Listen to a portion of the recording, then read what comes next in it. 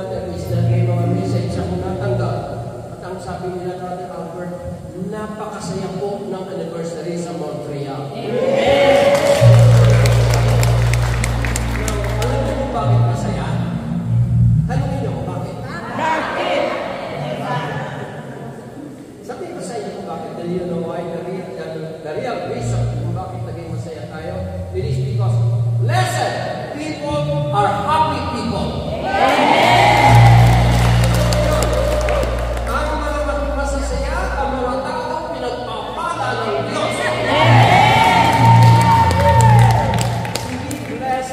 To be blessed means you receive a highly favor from God.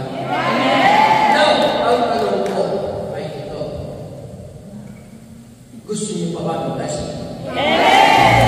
Yung totoo. Sa pakinggan natin ang blessing ng Panginoon sa ating ito. This is in John chapter 15, 1-8. Pakinggan natin ang sabi ng Panginoon. I am the true vine, and my Father is the vine dresser. Every branch in me that does not bear fruit, He takes away. And every branch that bears fruit, He prunes, so that it may bear more fruit. You are already clean because of the word which I have spoken to you. Abide in me, and I in you. As the branch cannot bear fruit of itself unless it abides in the vine, so neither can you unless you abide in me. I am the vine, you are the branches. He who abides in me and I in him, he bears much fruit. For apart from me, you can do nothing. If anyone does not abide in me, he is thrown away as a branch and dries up. And they gather them and cast them into the fire, and they are burned. If you abide in me, and my words abide in you, ask whatever you wish, and it will be done for you. My Father is glorified by this, that you bear much fruit, and so prove to be my disciples. My dear brothers and sisters, the gospel of the Lord. To God be the glory.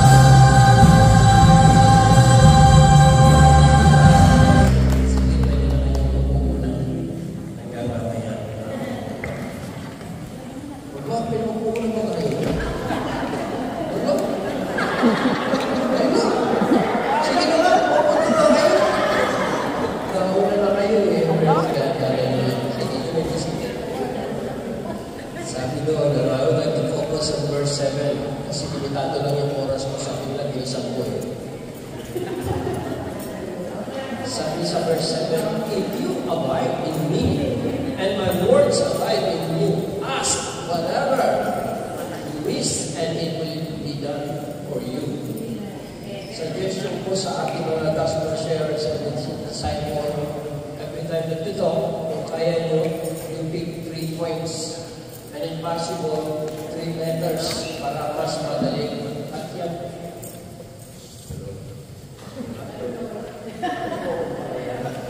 Praise God. Ayan. Dinig nyo naman. Sabi ko sa kanila, suggestion ko, pick 3 points. And true to my word, 3 A ang gusto kong i-share sa inyo sa hapon ito from verse 7. What are these 3 A's? Ang sabi nyo, the first A is abide. The second A is abide in my words. And the third is ask whatever you wish.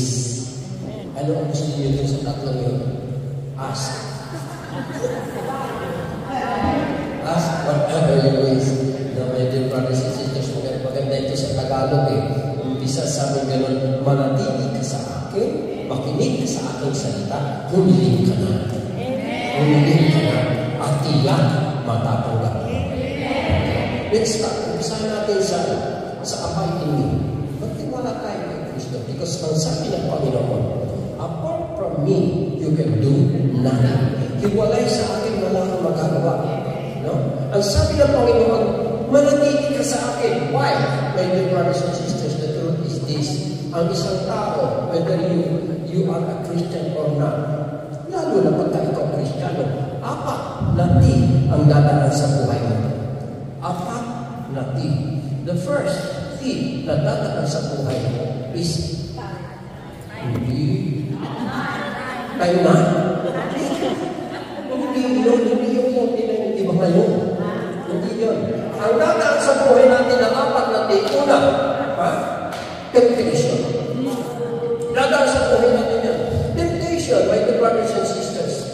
Kanino nagdadaan? Temptation comes from the devil. Always remember, no? Temptation comes from the devil. The purpose of the devil is to bring out the worst in us. No? That is why he will tempt us. No, kasi na dito lang. The devil will tempt you. Ang temptation di mo nyo, sige, pikit mo na yung mata mo. Ipikit mo. Diba? O kung kaya ang temptation, kakasapin ka. Habang may nagsasalita.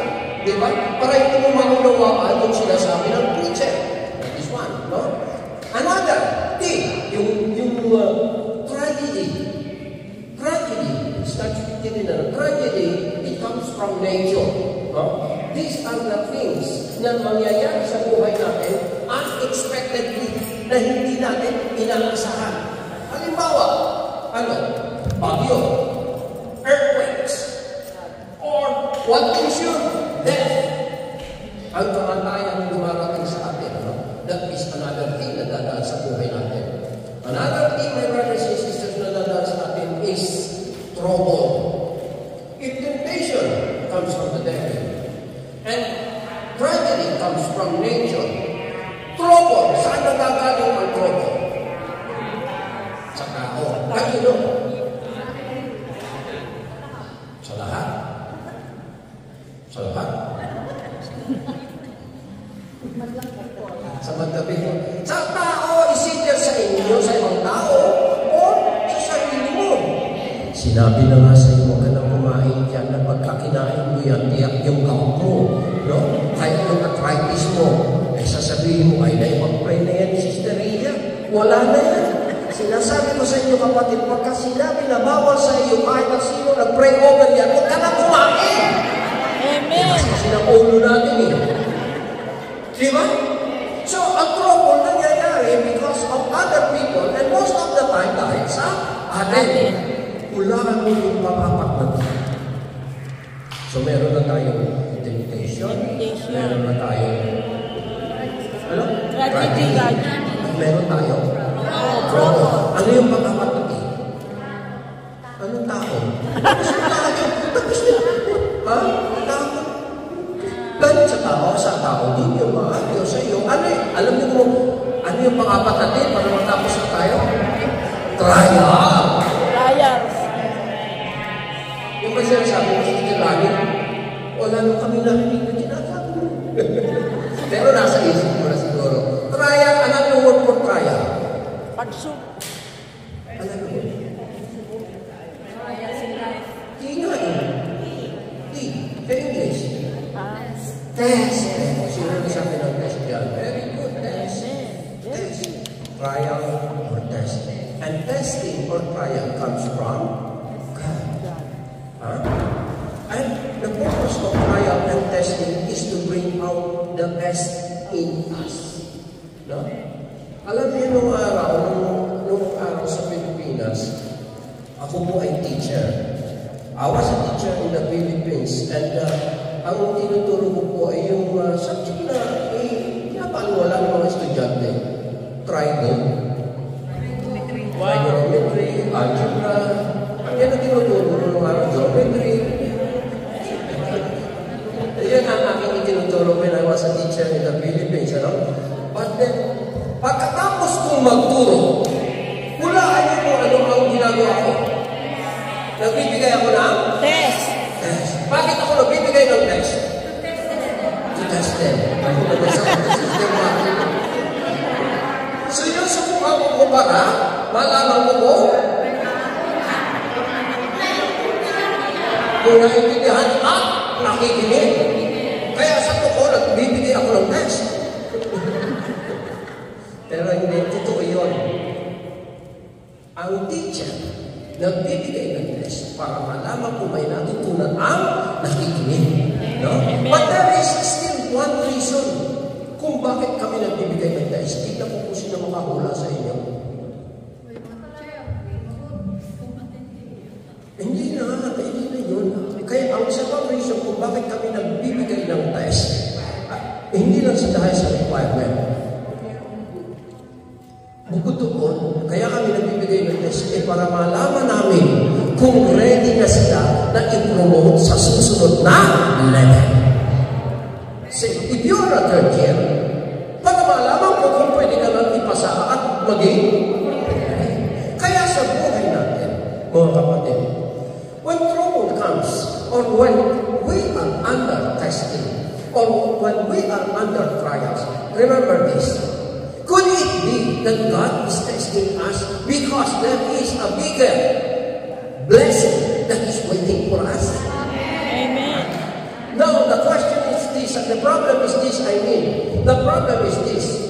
Sinusubukan tayo ng Panginoon ng maliit na problema. Sa maliit na problema pa lang, nagre-reklamo ka na, tiyak yun kapatid, bagsak ka na, hindi darating ang malaking pagpapatawag sa iyo. Kaya pagka ikaw ay nakatanggap ka ng trials and everything, be strong. Be courageous. Ngayon, kung wala kang problema, kung halimbawa, hindi problema, kung wala kang testing sa buhay, ay baka naman alam ng Diyos na hindi ka dapat subukan. Kaya huwag ka magre-reklamo kung may pagsubok ka. Kung wala kang pagsubok, humingi ka.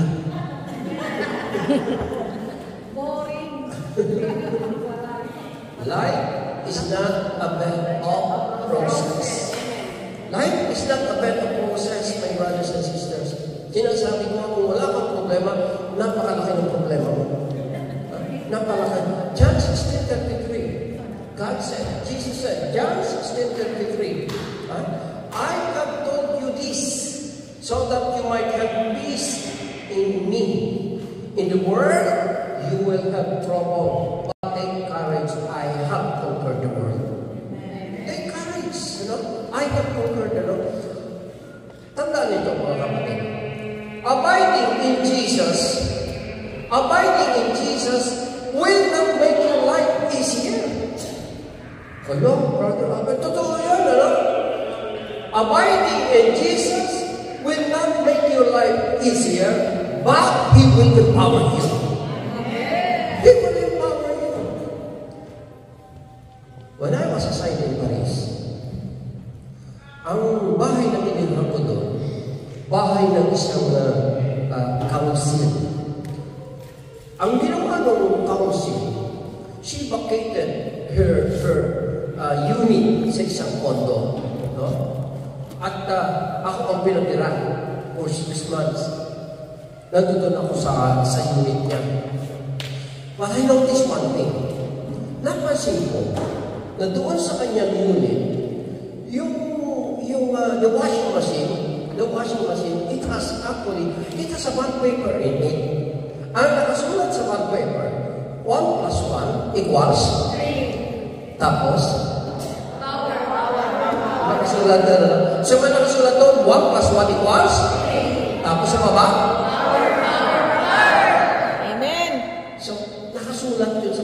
towel, naka-ano doon sa washing machine, kadikit. So I asked her, sabi ko, sister, ako ganyan, bakit may nakasulat na ganyan dyan sa washing machine? And she said, Brother Albert, hindi mo ba alam that you know the meaning of that? Power?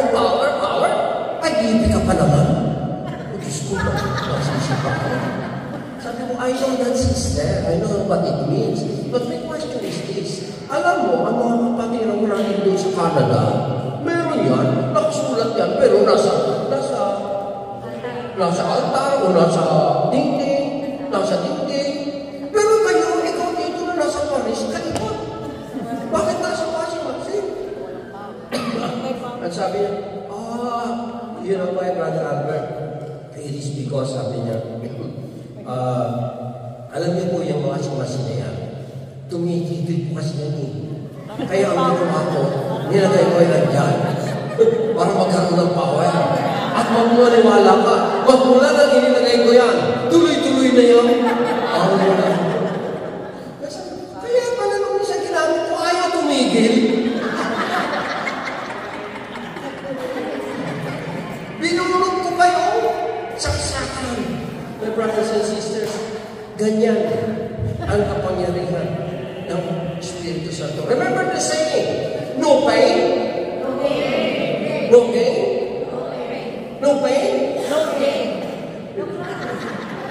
Hindi tayo matatapos na yan. When I was during my first assignment in the Philippines, when I trained as an IDP, we stayed there for 5 months. 5 months. Our day starts at 5 o'clock in the morning. Misa kay Bishop Pakani. And then after that, we will be given our assignments. And we will, kung may hayop kami, tapo na kami. Kung wala kaming hayop, maghapon yan sunog kilay.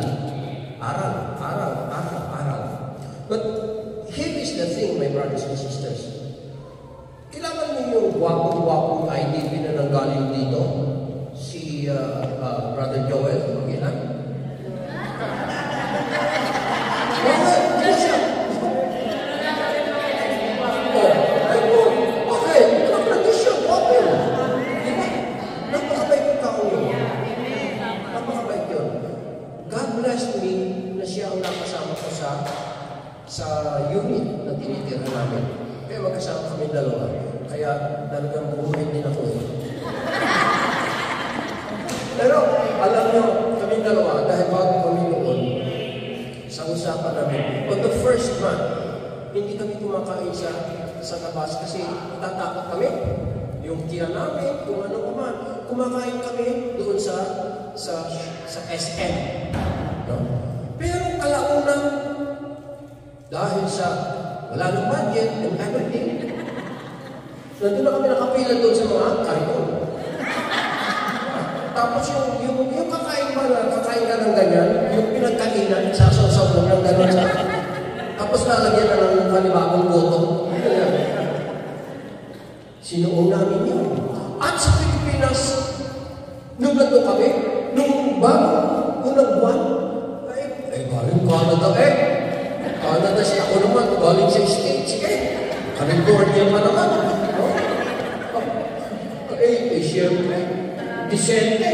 Pero nung panahon, kung kumain pala ka doon, pag ikaw magtaga sa Pilipinas, kung kakain ka, talagang gagamitin mo na yung dalawang kamay. Ang isang kamay, pang supo. Yung isang kamay, ang bugal. Ayun, sinabi ko sa'yo. These are the things, no? Di ba na-share ko nga sa inyo? Sa pupunta namin maghapon, tapos pasakay mo sa jeep, yung limahan, ginagawang siyaman. Ang lahat ng mga tao ngayon, ang hirap sumakay ng jeep sa Pilipinas. Lahat nakahapon na cellphone, nakamukhang gano'n. I tell you, my brothers and sisters, what? No pain? No gain. Sige kami. Gusto namin matuto. Gusto namin malaman ang paraan na gusto ng Panginoon upang ma-share namin sa aming mga pupuntahan. Sige kami. naman ito nung mag-graduation. Maniwala kayo sa hindi, I belong to top 5. Wow! Anong ito kung ilang kami?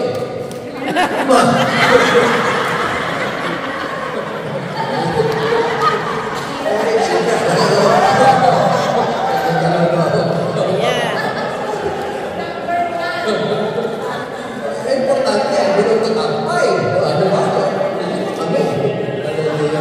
Abay! Hindi. Sabi ng Panginoon, because apart from me, you can do nothing.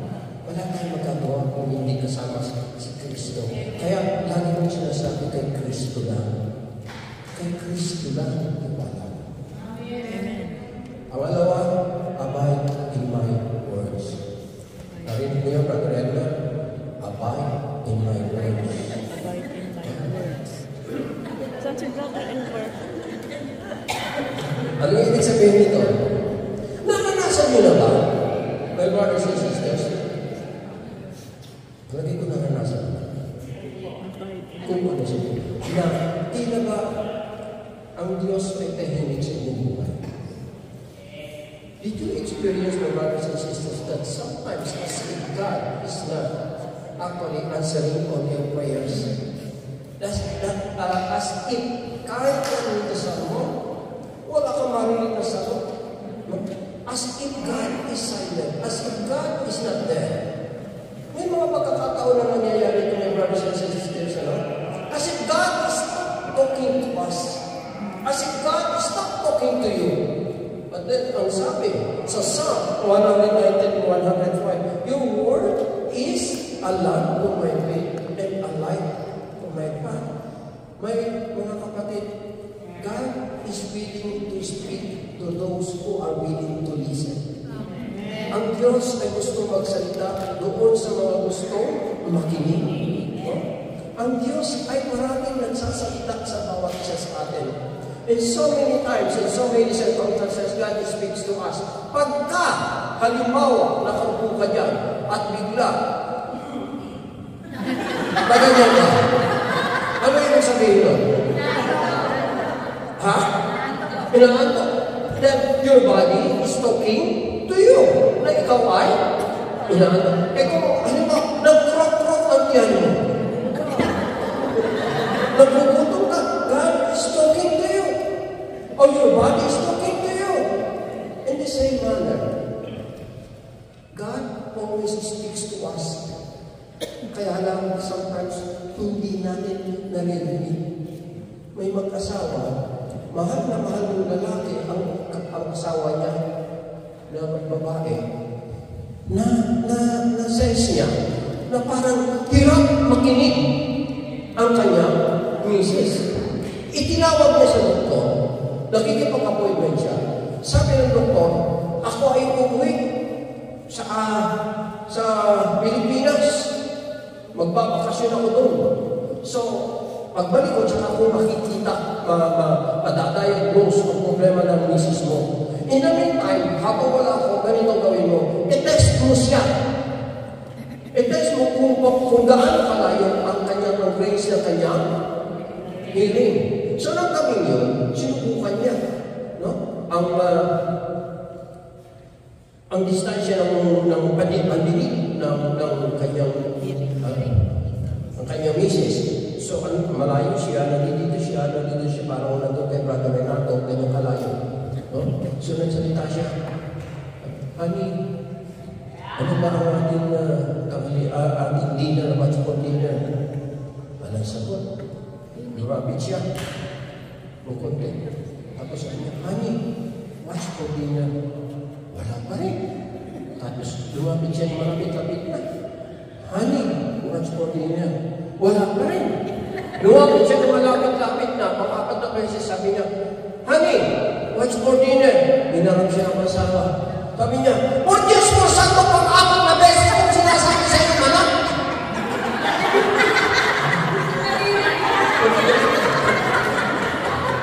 Sino kayo na may problema?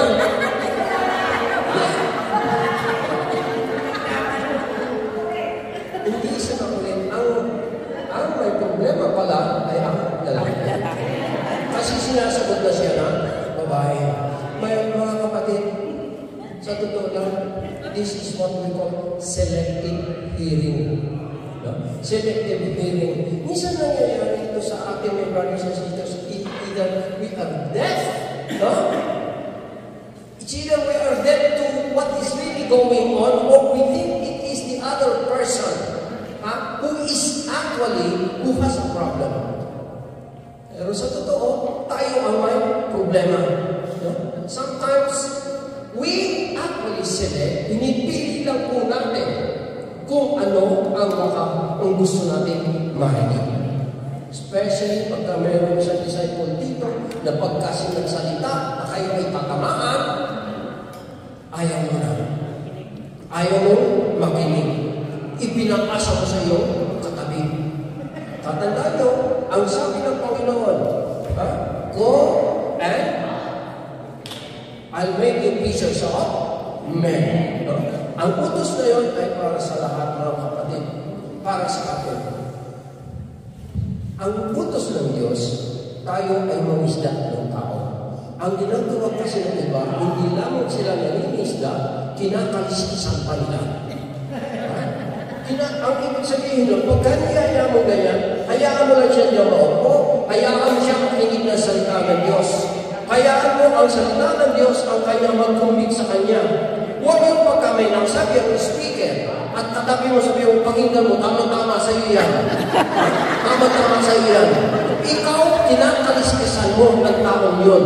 Ang taong yun na kinakaliskisan mo, maaari dahil sa ginagawa mo, siya ay matatamaan. Pero yung taong yun, good for only 2 months, wala na, mawawala yan.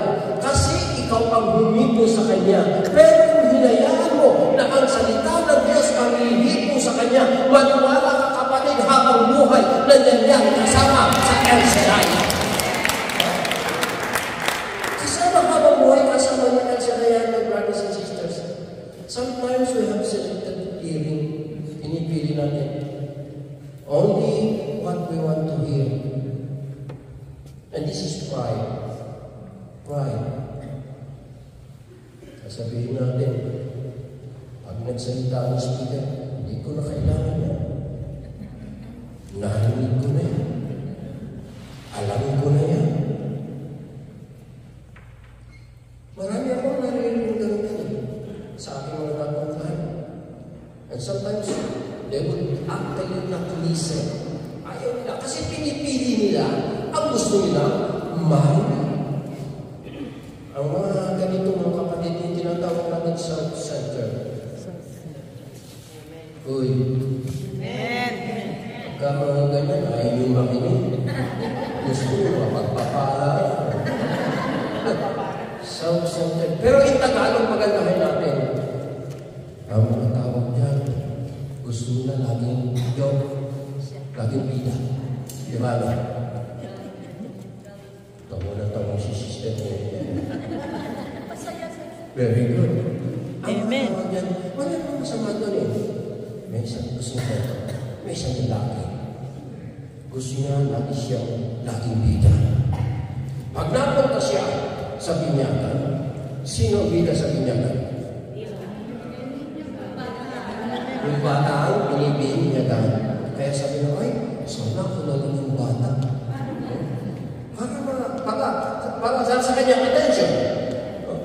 Pag napunta siya sa kasalan, sino bida sa kasalan? Yung mga ikinakasalan. Kaya sabi niya, ay, sana ako na lang yung ikinakasalan. Ang problema, pag napunta siya sa lamayan, bakit kayo tumatawa?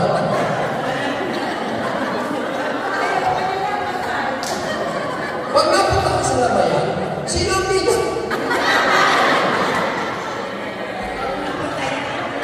Hindi, ayaw naman niya. Alam niyo, mga kapatid, sa totoo lang, kung gusto mo na maging bida, kailangan mamatay ka muna. Yes, kailangan mamatay ka sa sarili mo. Kung gusto mong maging bida, mamatay ka sa sarili mo. Ang sabi nga ng Panginoon, kung ikaw ay magpapakababa, itataas ka niya. Amen. Itataas ka niya. James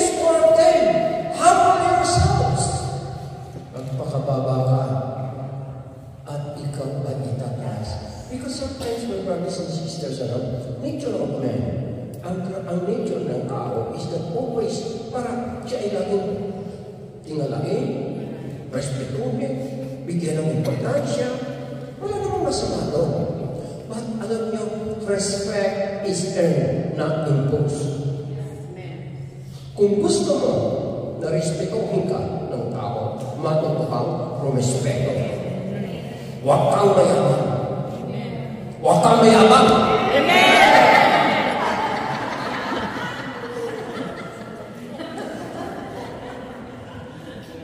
Sa Pilipinas, ang design mo, ang assignment mo is minsan, once. Pero there are times na ikaw ay ma-assign ng 2 beses in one day. Ang tawag nila doon, tuhog. Tuhog. Tuhog. Kasi dalawa tuhog. Parang pananap yun, dalawa tuhog. Diba? O kaya barbecue, tuhog. Dalawa. Kaya, ang tawag doon, totoo ito, tuhog. Now, one time, I was assigned in Tuy. Alam ko sa inyo, Tuy, sa Batangas. No? So, pagkatapos doon, meron akong tuhog, assign ako ng Dasmariñas, Cavite. And it's not easy kung wala kang sasakyan. It's not easy. So, nagmamadali ako. No? Nagmamadali ako. When I was already in Dasmariñas, tapos na ako sa Tuy, nandun ako sa Dasmariñas, nagmamadali ako. Hindi ko kabisado yung simbahan.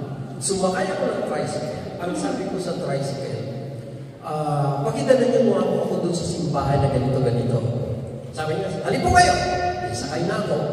Now, pagka ako nandun doon sa Pilipinas, hindi ko alam ang pupuntaan. What I usually do, I have my cell phone and I can see the navigation kung saan pupunta. I know where the church is, alam ko kung saan pupunta.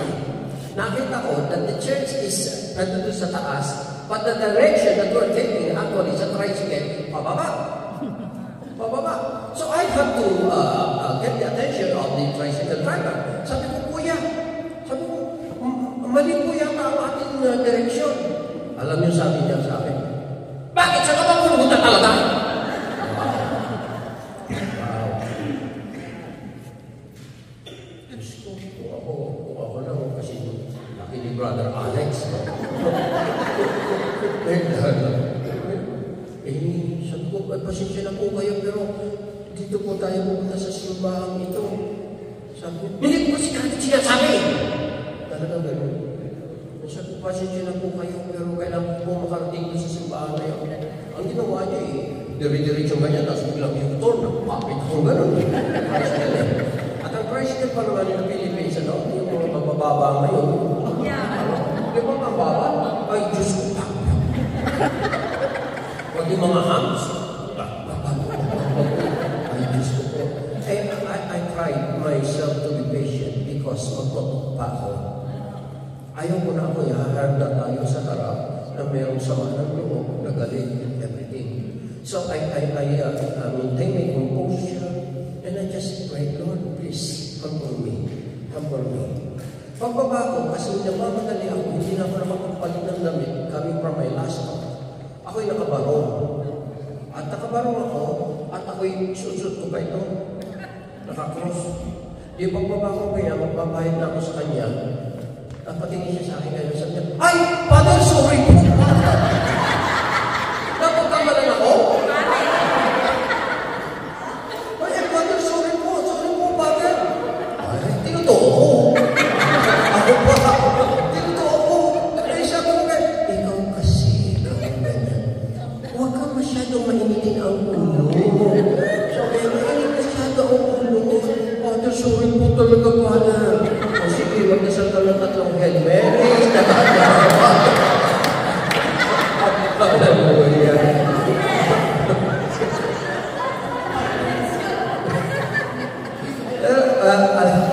Alam mo, nagkumpisan na, no? Pero let me ask you one thing. Sa palagay niyo, why do you think he thought I was a priest? Because I had The flaws. nakabarong pa. Wala.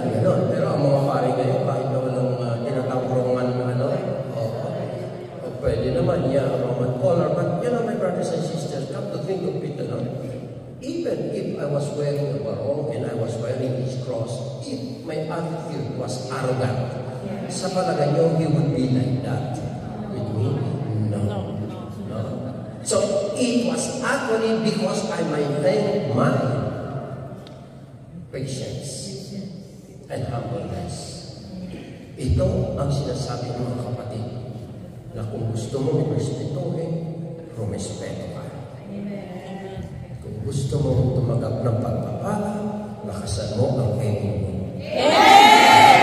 Pagkakito na. Pagmuli na tayo. Pagmuli na. Sabi nga gano'n, 3:30 lang ako, 3:20 na. Okay, the last.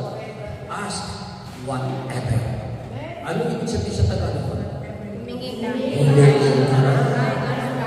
Humingi na. Unlimited. Pero alam mo mga kapatid, sa totoo lang, ito, honestly speaking, and most of you will agree with me, sa totoo lang, kapag kasama mo ang Diyos, wala ka nang mahihingin pa. Sabi nga ni Pope Francis, si Pope Francis, ang sabi niya one time, you could be lacking in many things, but with Christ, you have everything. Amen. Abiding, listen to this, abiding in Jesus will not change the world, but it will change your life. Hindi magbabago ang mundo, ganyan na yan. Kalaban natin ang demonyo, nandiyan yan. No?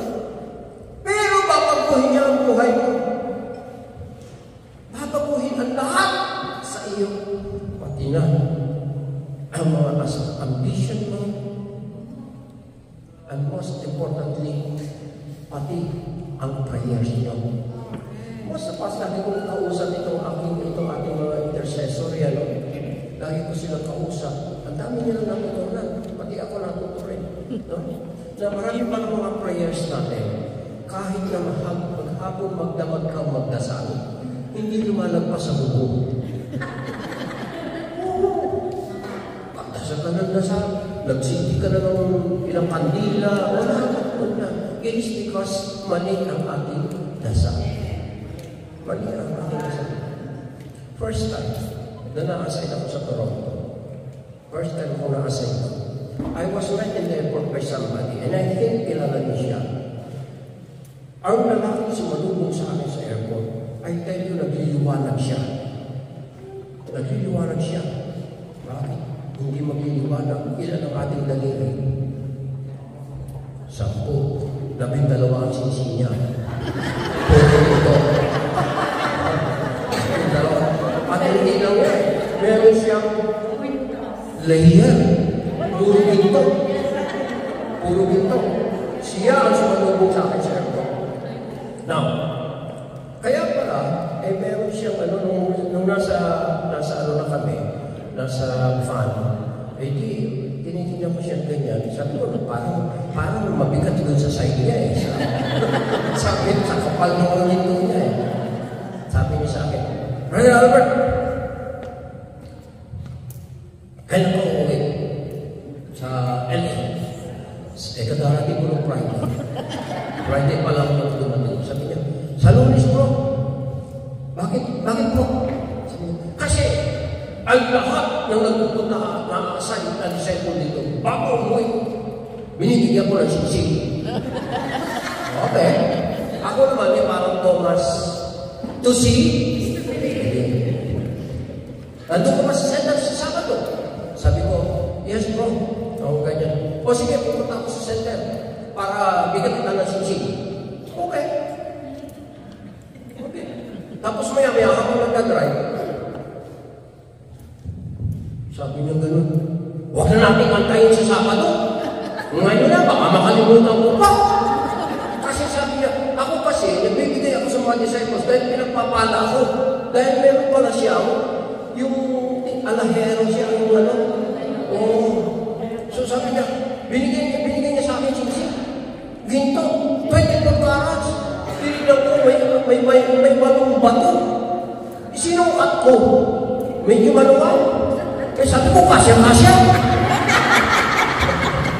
Siyempre. Ginto ka, hindi ko carrots eh. Ano? Hindi ko kayang bumili nun. At hindi ako bibili. Walang pambili. Ay sabi ko, ay, kasya-kasya. Pero bago ko naman ginawa yun, nasa likod ko si Sister Lodi, nung binigay sa akin yung sisig, tinanong ko ka, Sister Lodi. Eh sabi ni Sister Lodi, eh, konsipidor naman. Sabi ko, sabi niya, kagawin mo itong gawin mo. Kunin mo. Ano mo ba? Sabi ko, kasya-kasya.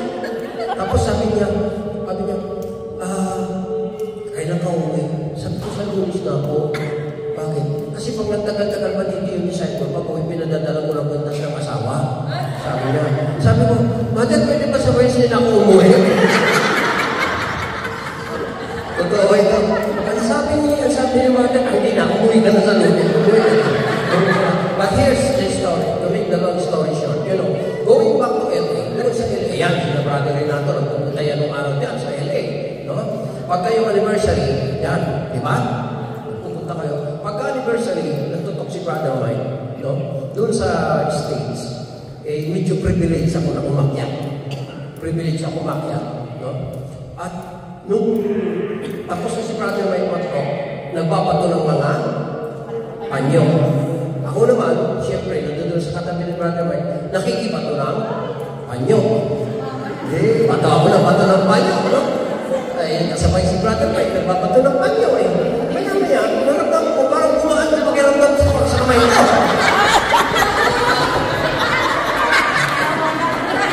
Hallelujah! Papansin ko, kaya pala gumaan, nawala na yun. Allah, totoo ito.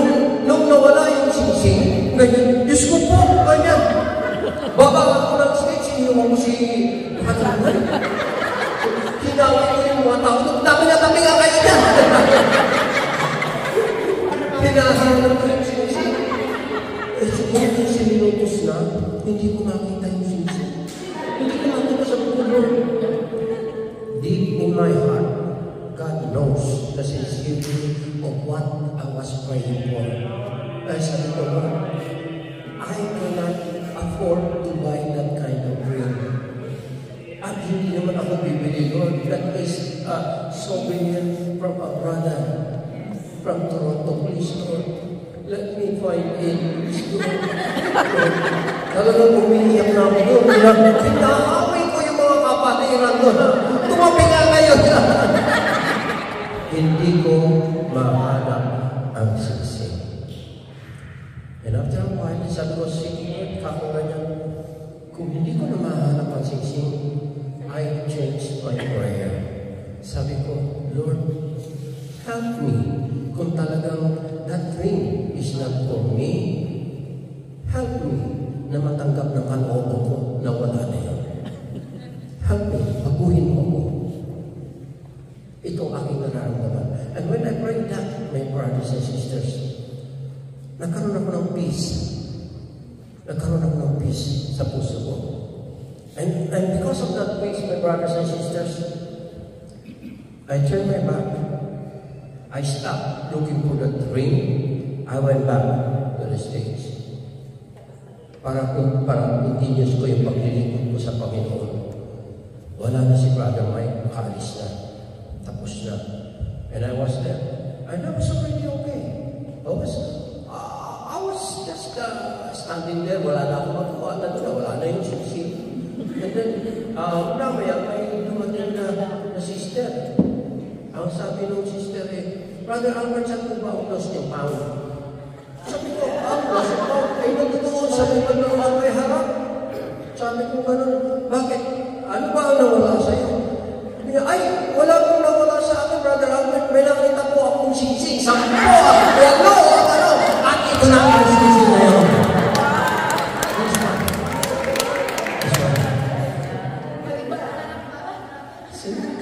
Okay, magalala, hindi ko na ihahagis ito.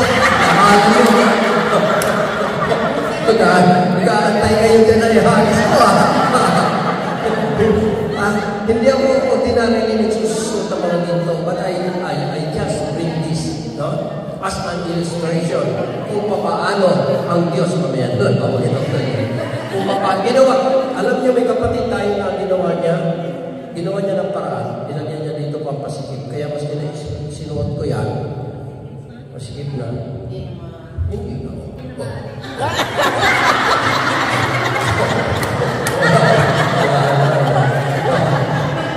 So, my brothers and sisters, you completely trust on His providential care. Magtiwala na lang tayo sa Panginoon. That anything na hinihingi natin sa Kanya, even before, do you know na ang pagka ikaw ay may pananampalataya, hindi mo pa hinihingi na dyan ang ibigay. Hindi mo pa hinihingi. Kasi ang ating Diyos ay isang Diyos na gusto niya magbigay. Ang bahay ko ay may hagdan. May hagdan ganyan pababa. One time, pababa ko, nakita ko ang aking anak na binata. Kausap yung kanyang nanay. Sabi mo sa nanay niya, "Ma, can I have $5?" Sabi ng kanyang nanay, sabi niya, I don't have cash. Nakita akong pababa. Tinuro ako. Sabi niya, "Yan ka sa tatay mo humingi." Ganyan.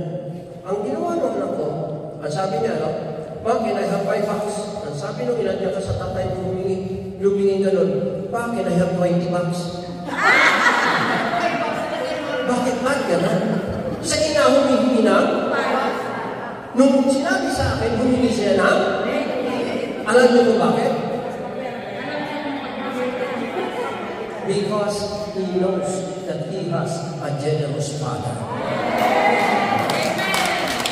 Kung ako, na tao, handang magbigay sa anak ko ng gano'n, how much more our God the Father will not give us whatever we ask? And this requires faith. This requires faith. At tapusin ko na dito, lapit na.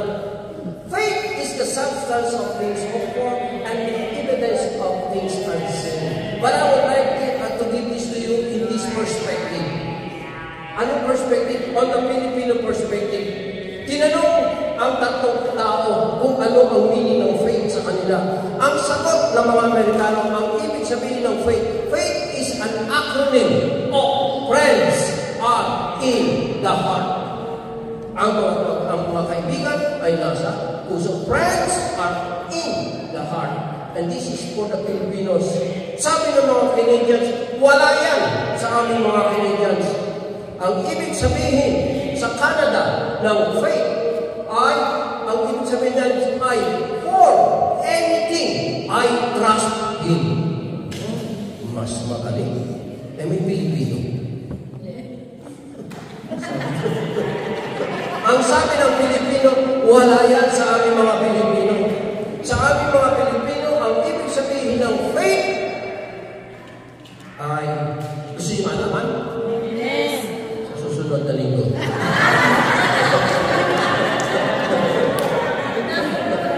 Ay, ayun na, ang ibig sabihin, ako ng Pilipinos, ang ibig sabihin ng faith ay, expect nyo ang faith. For us Filipinos, ang ibig sabihin ng faith ay food always in the house.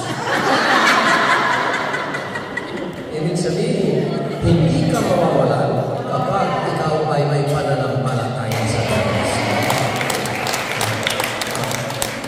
This is my last Sunday in this gawain. You know, as an IDP, I was assigned for so many months on different chapters. Kung saan Europe, America, Canada. But I was never assigned less than a month. Only here in Toronto. I mean in Montreal. Only here in Montreal. Pero I'll be very honest with you. In the short time that I have been with you, maniwala kayo sa hindi, napamahal na kayo sa akin. And because of this, I'm not going to live without living a word of wisdom. Based on my observation on my 3 weeks, almost 3 weeks, 3 weeks. Marami akong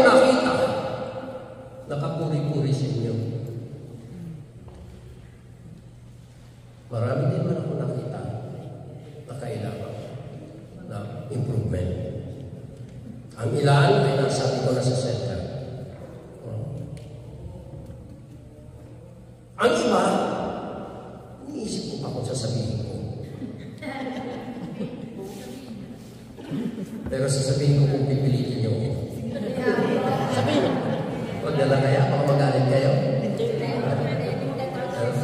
Sige, sasabihin ko na. Total, aalis na ako. Total, aalis na ako. Sasabihin ko na. Pero ito. I'll be very honest with you. Marami kayong mga positive attitude. But general, I will be very general. I will be very general. Walang akong pinatatamaan. Ang tamaan, pagpapalain. In general, my brothers and sisters, there is one thing na kulang sa inyo. Isang kulang sa inyo, alam niyo kung ano? Self-examination. Self-examination. Ano ito? Ano itong self-examination na sinasabi ko? Marami sa inyo ang nakapupuna sa mali ng iba. Which is okay. Marami sa inyo nakapupuna sa mali ng iba. Pero, iilan lamang ang nagkaroon ng lakas ng loob na magtanong sa akin, Brother Albert, ano po ba ang mali?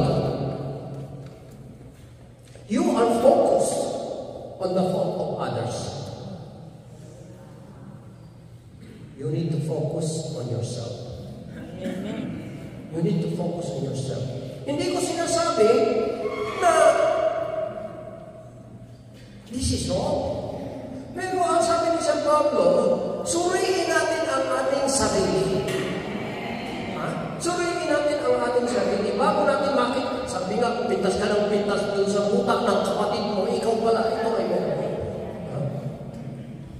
I'm sorry, my brothers and sisters, I have to tell you this because I'm going to leave. Magagalit sa akin si Lord, pag di ko sinabi.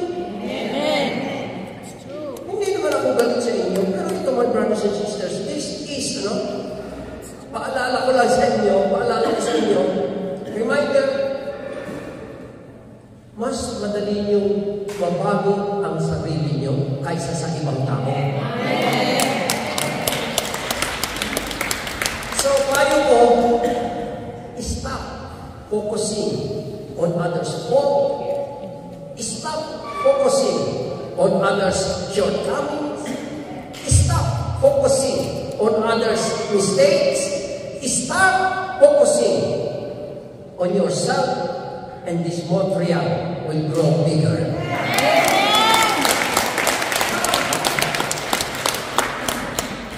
Yun lang ang masasabi ko sa inyo. Gusto niyo ba?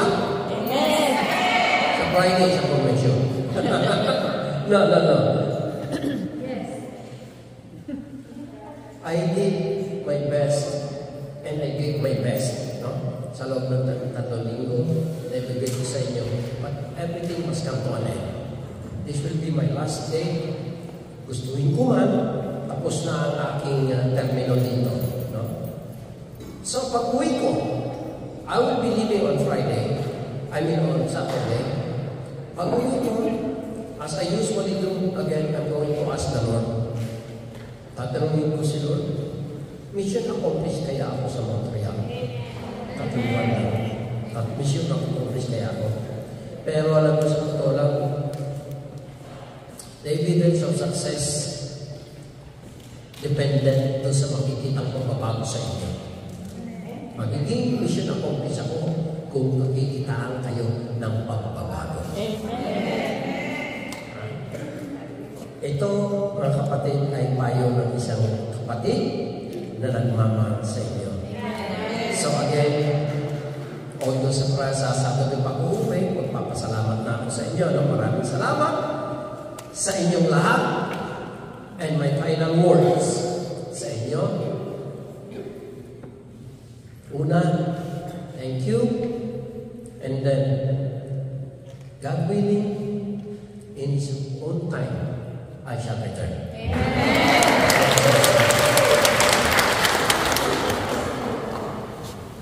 Taas natin ang ating mga prayer. I shall return. Father God, Yahweh Shaddai, we thank you, O God, for the time that you've given us.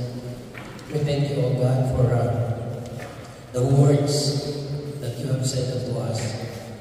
We pray, O God, that may you give us the strength as you have given us the wisdom to understand your words today. May you give us the wisdom, O God, that we may live your word that we have heard. And today, O Lord, once again we come unto you, lifting up unto you everything that we need. Nakilang Ama, kanina hiniling namin na samahan niyo kami. Tunay nga po, Lord God, sinamahan niyo kami. At sa sandaling ito, out of faith, O God, dinakas namin sa inyo kami mga pangangailangan. Narito, O God, ang aming mga kahilingan. Panginoon, hinihiling po namin paspasan niyo ang mga kahilingan ito.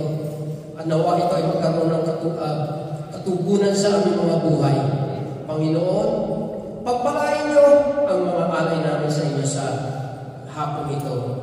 Lord God, alam po namin na hindi ninyo tinitignan kung gaano kalaki, kaliit ang aming mga alay. Ang tinitignan niyo ay kung mayroong joy sa aming puso habang kami ay nagbibigay. Look upon our hearts, O God, and you can see that there is joy in us as we give unto you. At sa sandaling ito, sino man ang may karamdaman, Panginoon, dalangin ko po, higuin niyo ang bahagi ng katawan ng aming mga kapatid na may nangangailangan ng kagalingan. At sa pangalan ni Jesus, ngayon din, tanggapin mo ang kagalingan. Amen. So, Father Yahweh Shaddai, thank you for this afternoon, O God, muli, sandaling ito. Out of our faith, lumalapit kami sa inyo, sapagkat ang bawat isa sa amin, O God, sa inyong anak na katuon, kay Kristo lang kami nakatingin, O God. Aming paniniwala, pananampalataya, ang lahat manggagaling kay Kristo lang. Kay Kristo lang. Kay Kristo lang.